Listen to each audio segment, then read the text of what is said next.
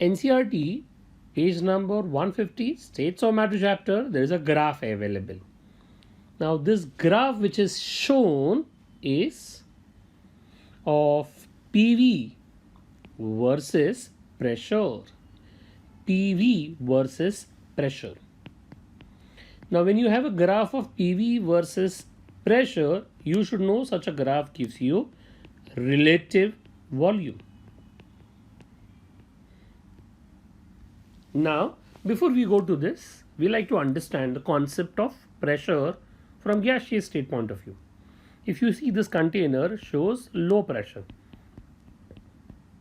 where volume is very high. Molecules are far apart. When molecules are far apart, you can consider they have no intermolecular force. That means they behave almost like ideal gas. If you see the next container, naturally the piston which was here has been pressed down. Therefore, pressure has increased, high pressure. If there is high pressure, naturally volume is low. If volume is low, molecules are close. If molecules are close, they will have strong intermolecular forces. They will have strong intermolecular forces. Depending on the right pressure, the intermolecular forces can be attractive initially, and if the pressure increases too large, the same molecules can have repulsive forces. So, now imagine in this graph, as pressure is increasing, can I say molecules are coming closer? As pressure increases, molecules are coming closer. When molecules are coming closer, they can have attractive forces, they can have repulsive forces. Now, if you see this graph, what do you realize? For hydrogen and for helium, for hydrogen the line is straight line, but it is above ideal gas. Now, why ideal gas line is a straight line parallel to x-axis? Why? The ideal gas line is a straight line parallel to x-axis because ideal gases have no intermolecular forces, so their relative volume remains same throughout. Why ideal gas line is a straight line parallel to x-axis? Because there are no intermolecular forces, so relative volume remains same. Now, why the line for hydrogen and helium is above ideal gas?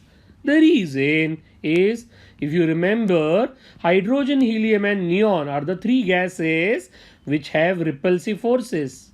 If they have repulsive forces, will they occupy more volume or they'll occupy less volume? Yes, repulsive forces make molecule go apart. When the molecules go apart, they will occupy more volume. Because hydrogen and helium occupy more volume, their line is above ideal gas line. That's one. Another part that you are able to realize, their volume goes on increasing for hydrogen as well as helium. Why? Answer is, as pressure is increased, can I say molecules are forced closer? Molecules are forced closer. When molecules are forced closer, they develop, already they were having repulsive forces, already at even lower condition. Now when they are forced closer, they will have more repulsive forces. When they will have more repulsive forces, they will occupy more volume. So as pressure is increased, right, hydrogen helium molecule which were having repulsive forces even at low conditions, because you have increased pressure, molecules have been brought closer like this. Molecules, when they are brought closer, what will happen? They will develop more repulsive forces for hydrogen and helium. Therefore, they will occupy more and more and more volume. So that was about understanding hydrogen and helium. Now, if you see a graph of carbon monoxide and methane, if you see a graph of carbon monoxide and methane, you will find the trend is quite different. First, their volumes are low, they become still lower, then their volume increases and they go higher up. That is what is happening for methane. On a similar scale is happening for carbon monoxide. Similarly, it is happening for carbon monoxide. Are you understanding it? Their volume becomes lesser than even ideal gas and then it increases. Now, when their volume becomes lesser, what do you understand? When their volume becomes lesser, they have attractive forces. And we know when their volumes are more, they have repulsive forces. So they have repulsive forces. Imagine we take this as case 1. If you take case 1, what do you understand in case 1? In case 1, if you compare, can I say there is very low pressure? When there is very low pressure, that means volume is very large. When volume is very large, what do you understand? Molecules are far apart. When molecules are far apart, they have almost no intermolecular forces. If they have no intermolecular forces, so no attractive forces, no repulsive forces, that means our real gas behaves like ideal gas. So can a real gas behave like an ideal gas? Yes, at very low pressure. If you want, you can mention very low pressure. When volume is very large, molecules are far apart and almost there is no intermolecular force. So our real gases behave like ideal gas. Imagine you take case 2. In case 2, if I say, can I say the pressure is low? I am saying the word low pressure. At low pressure, volume is not very large enough. At larger volume, molecules come slightly closer. When molecules come slightly closer, then such molecules have attractive forces. We are talking about all gases other than hydrogen, helium and neon. So in all gases, when molecules come slightly closer, they have attractive forces. If they have attractive forces, their volume will be lesser. So they'll have lesser volume.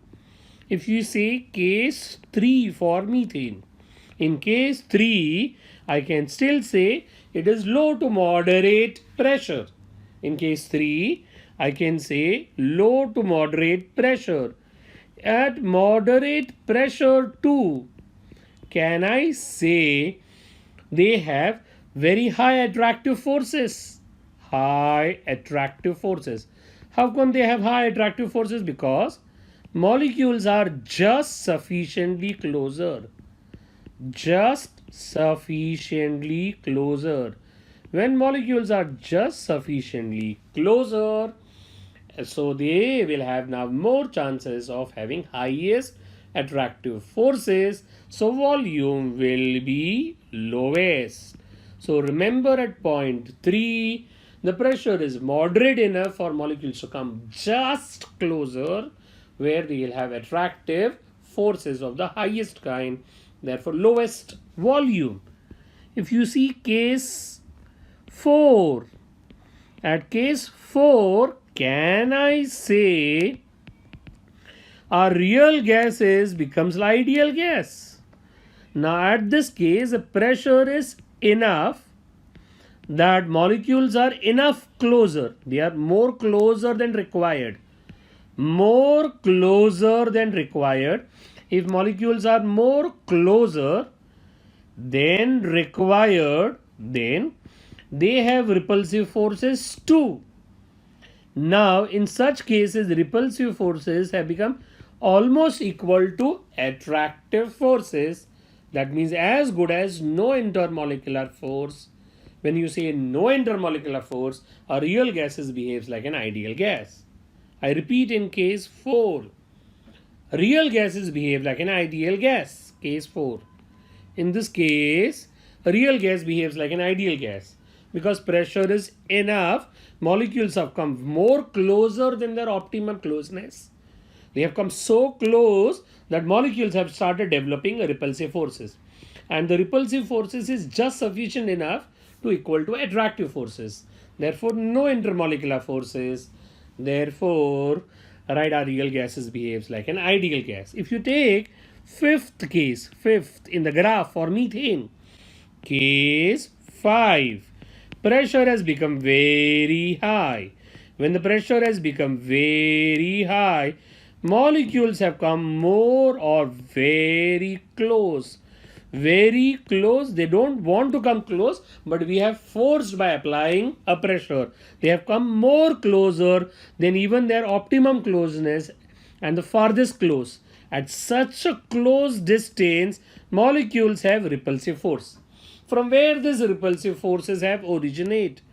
If imagine this is a representation of a molecule and this is a representation of another molecule, then the nucleus of this and nucleus of this can have repulsive force. So from where this repulsive force have originated, it's actually between nucleus and nucleus. So that's what we learn. So in this graph we have learned hydrogen and helium always have repulsive forces.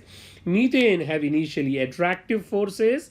Then methane behaves like an ideal gas at some pressure point. Some pressure point it behaves like an ideal gas, and afterwards same methane even have repulsive forces. That's we have learned in this graph, NCERT page number 150.